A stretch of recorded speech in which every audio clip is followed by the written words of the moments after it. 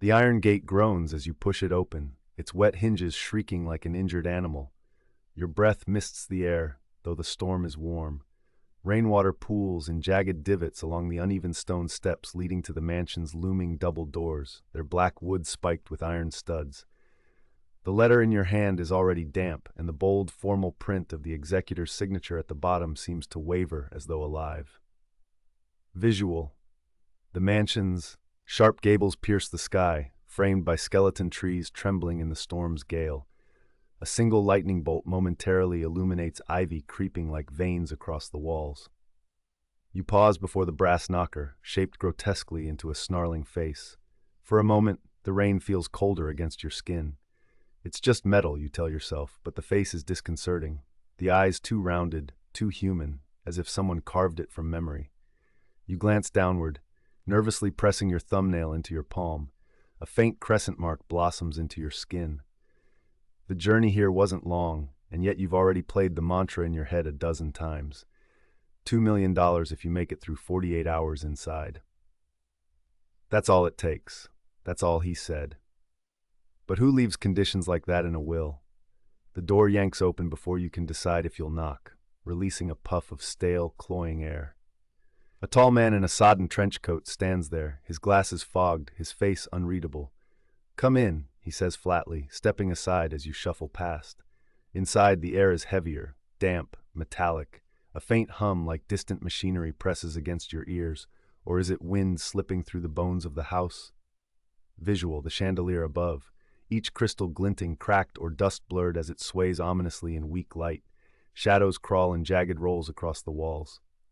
"The terms are simple," the lawyer drones. He doesn't meet your eyes as he speaks, his finger tapping the edge of your uncle's letter. "Full 2-night stay, no leaving the property. There's food, you're alone after I lock the doors." "And?" you ask, trying to fight the acidic churn at the back of your throat. It's not like there's much else he can say. There's no catch, right? Just stay, just exist.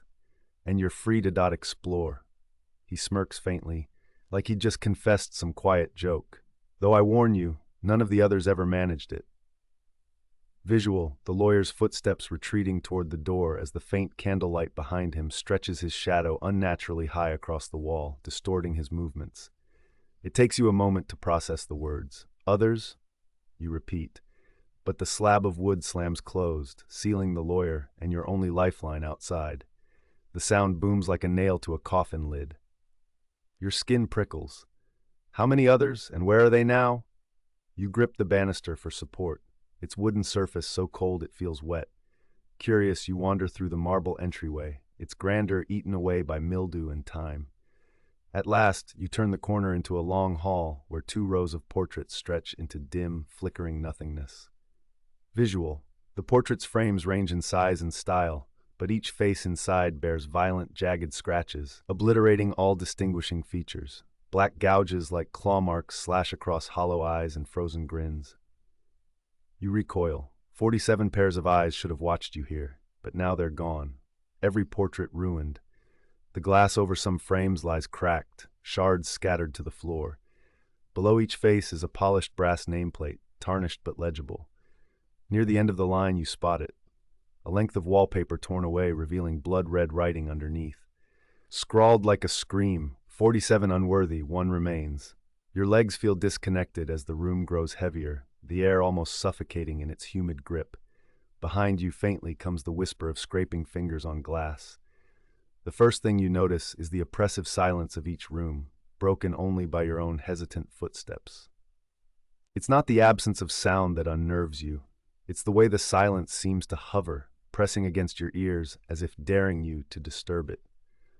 The storm outside feels muted, the sound of rain swallowed before it reaches the rotting walls. Your footsteps drag against the threadbare runner carpet lining the hall. You start with the room closest to the tarnished brass nameplate. Inside, dust hangs thick in the air, catching faint flashes of lightning leaking through a crack in the window. The painting depicts a woman's face.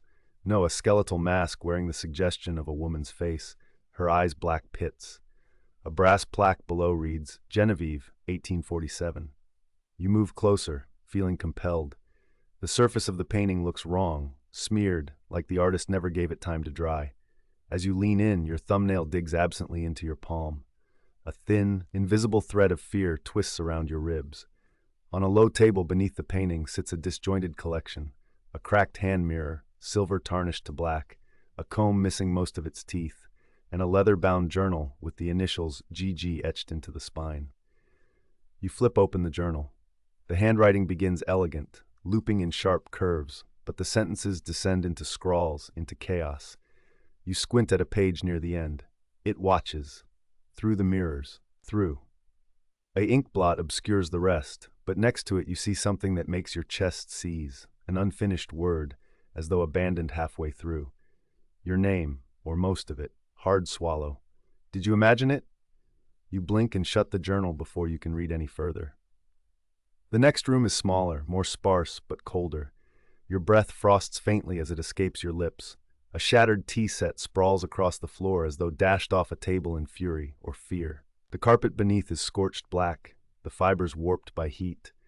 4 tea-stained cups lie intact, while a 5th is cracked down the center and stained the same rust-red shade you saw beneath the torn wallpaper. You touch it before you can stop yourself.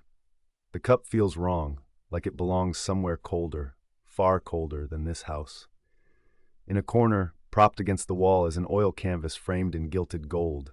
Except it's been slashed violently, the cut rising jagged like a lightning strike. Behind it, only wall, smooth, impenetrable, but your heart quickens. What if? The study is a chaotic nest of artifacts, as though someone had both lived and died in chaos here. Desks overturned, drawers open as though gutted by shaking hands. Books spill from shelves, leather-bound, cloth-bound, some slick with damp that reeks sharp of mildew. You prod the space, trying to make sense of it. There are ledgers filled with expenses for things like palladium candles and operative glasswork. There are sketches on crinkled parchment, crude but impossibly specific. A human face, utterly blank except for its sightless, hollow eye sockets, recurs across the pages, drawn again and again, except the face isn't human after all. The shape is wrong. Beneath one drawing, you spot words scratched in an unsteady hand. It is not me. One sheet stops you dead. There's no mistaking the dream. The bone-strewn staircase encased in shadow, each step impossibly steep, descending into an abyss. You've dreamed this staircase before. You can still feel the awful slip of your footing, the sensation of falling endlessly. But you've told no one about it. Ever. So why does this sketch match exactly? Your pulse hammers and your thumbnail digs harder into your skin, leaving faint crescent moons deep in your palm. You shove the paper away and shift to the desk, its surface cluttered with broken inkwells and pens rusted dark as clotted blood. And there, etched deeply into the wood in unmistakable lines, your name, only partially carved, as if the blade had stopped mid-stroke. It's been there so long the grooves have collected grime. Decades? The chair behind the desk skids backward with a groan of its wooden legs. You didn't touch it. Behind you, faint and obvious now, is the sound of breathing. You nearly drop the candle as the sound of footsteps echoes behind you again, steady and deliberate, not your own. You're certain. The corridor ahead stretches longer than it should. The flickering flame in your shaking hand barely reveals the walls splintering with age, wallpaper peeling like dead skin. You whisper to yourself, logic, reason, comfort, but the air absorbs the words greedily, leaving only your breath and its staggered shadow. Behind you, the breathing sound thickens, wet and irregular, too real for imagination. You spin, candle nearly snuffed by the sudden movement. Nothing, just a sullen smear of darkness that refuses to end. You take a step forward, the sound of your shoe against the rotting floor loud in your ears. Silence answers, but when you stop, the footsteps return, softer now. Closer. Hand trembling, you press your thumbnail hard into your palm. A hot burn sears the crescent groove into your skin. It's almost grounding, but only for a heartbeat. Then the candlelight shudders, not from air but from what feels like a hand grazing it, unseen. The shadows leap as if alive. A chill stirs the damp fibers of your coat and rushes to your spine. You hear it, ahead this time. A low groan and then a hollow, drawn-out creak. Your feet don't want to move, but your body ignores caution. It moves forward anyway. The sound pulls you to a door, its surface warped as if swollen with dampness, ornate carvings curling into grotesqueries. Faces, not quite human, stretch and twist along its edges. their mouths slightly open in silent screams. The handle is brass, slick and cold, tacky with grime your fingers can feel despite their numbness. You don't turn it, you don't have to. The door yawns open by itself, sluggish and inevitable. The groan it makes vibrates deep into your ribs. Beyond it, darkness extends downward. You squint, adjusting to the dimness, faint candlelight revealing only the top of a spiral staircase. Narrow. Stone, claustrophobic. The smell hits you first, metallic and fungal, blood and decay, and something sweeter, sickeningly sweet, rot. You hesitate, your legs locked as your rationality and fear wrestle for control. Somewhere far behind you, a whisper, faint, almost imperceptible, not quite words but thick with meaning.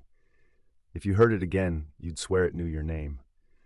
The sound of the main door crashing shut reverberates through the mansion like a thunderclap. You spin back. The corridor looks unfamiliar. Had there always been so many shadows?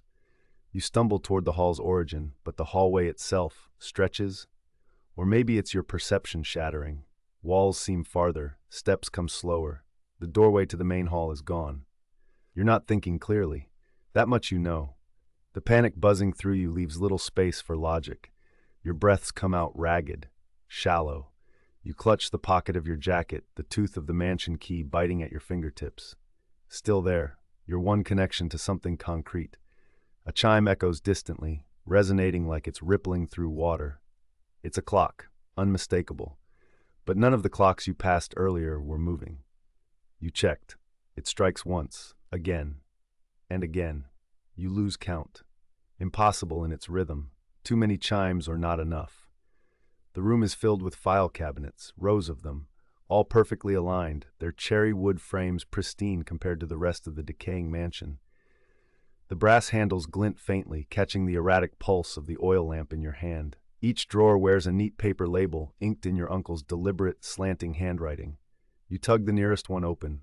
It groans like a displeased animal. Inside folders, dozens, crammed to bursting, held barely in check by brittle, yellowing rubber bands. Names. Every tab is a name. The folders spill as one slips free, splayed across the floor like burst arteries, each name meticulously crossed out in blood-red ink. You crouch to pick one up, unbinding it. A photograph slips free. A man's face, grinning stiffly, eyes hollow like something already too haunted to smile. Beneath it, a printed dossier. Lynch Randall, Psyche Response Test, Failure. The next sheet is densely typed. A familiar word leaps out first. Inheritance. Your pulse stumbles. This is no coincidence. These were people chosen like you. Another folder, another face. A woman mid-40s described as paranoid tendencies, subclinical. A man fit but wiry, prone to aggression under duress. Page after page spins a clinical tapestry. Personalities clawed raw, dissected, hung up to dry in these cabinets like paper-thin meat. One name hooks your eye. Wilson Peter, your cousin. Died 10 years ago in this house, a heart attack, they said. His folder is nearly empty, a single page, but underlined 3 times is the phrase, "Experiment aborted, stage 3 recognizes host resistance." Your stomach twists, but your hands are shaking too hard to release the sheet. You were told it was genetic, your entire family repeating that lie until it sounded right. Across the room, a shelf tilts under the weight of bound notebooks, their spines ragged to the point of collapse. You pull one, then another. The handwriting isn't labored now. It's yours, sloppy and rushed, tar pooling bold along every line of explanation. The mansion doesn't just target fears once they reveal themselves to chosen heirs. It recalibrates, tightening weak links, breaking proximities. Each failure enables the house to amplify, each cross-built boundary of guest realities marked. The door clicks open to reveal a room disturbingly pristine, as though untouched by the horrors beyond. The air feels different here, cool but dry, not damp like the rest of the house, and it carries